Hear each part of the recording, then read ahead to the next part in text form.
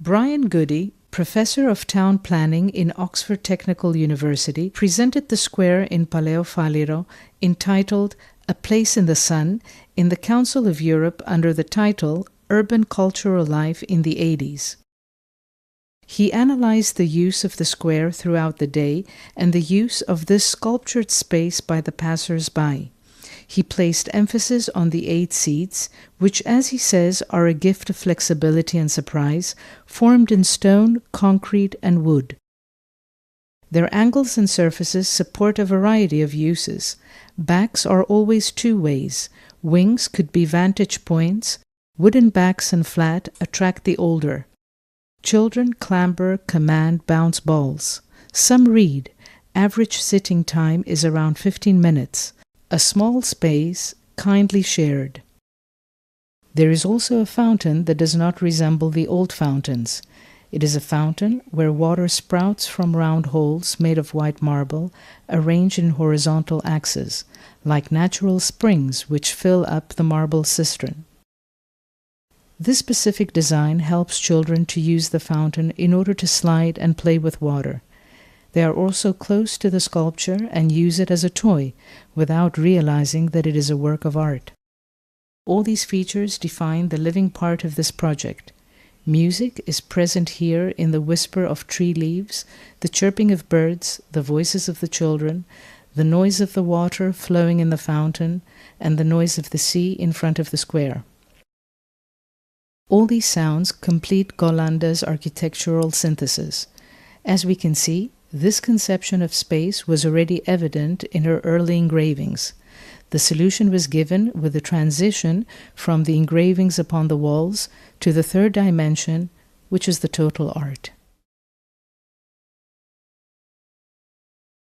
The sculptured quay is a natural extension from the highway towards the sea of Flisvo Square. This is the first out of the 3 projects that I presented at the Congress of Prague in 1993.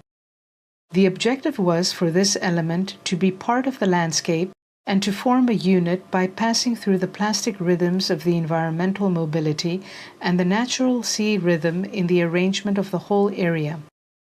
To highlight the communion with the sea and the feeling that someone can walk upon the water, the quay floor, nearest to the sea, is given a 3% inclination towards the side of the sea.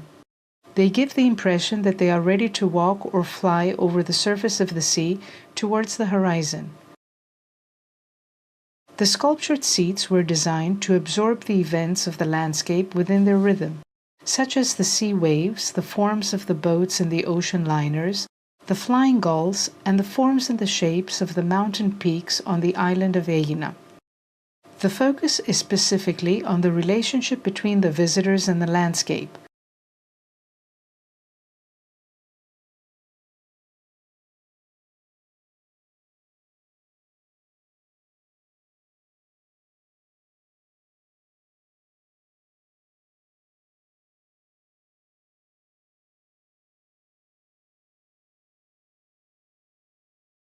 The second project, presented in Prague in 1993, was the landscape restoration of the old quarry of Exoni, which is found on the outskirts of Glyfada and the foot of Mount Imitos in Athens.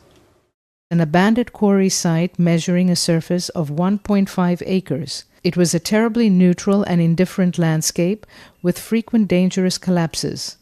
Basically, the sculpture which was developed is a large retaining wall. The restoration in this case was like capturing the landscape as we would approach an archaeological site in Greece. We justified the disruption of the natural landscape in order to reveal an archaeological site. In this case, we would reveal a crystalline structure, a large sculpture with complexes of plant fossils. A container that gives birth to new art events. The design was completed in such a way as to receive the spectators and to create human relations, mutual relations and relations with the arts, to become an interactive way of humanizing the public daily life in the Mediterranean landscape. The Exoni Sculpted Theatre was inaugurated in 1992 with a celebration of the 70th birthday of the great Greek composer and architect Ioannis Xenakis.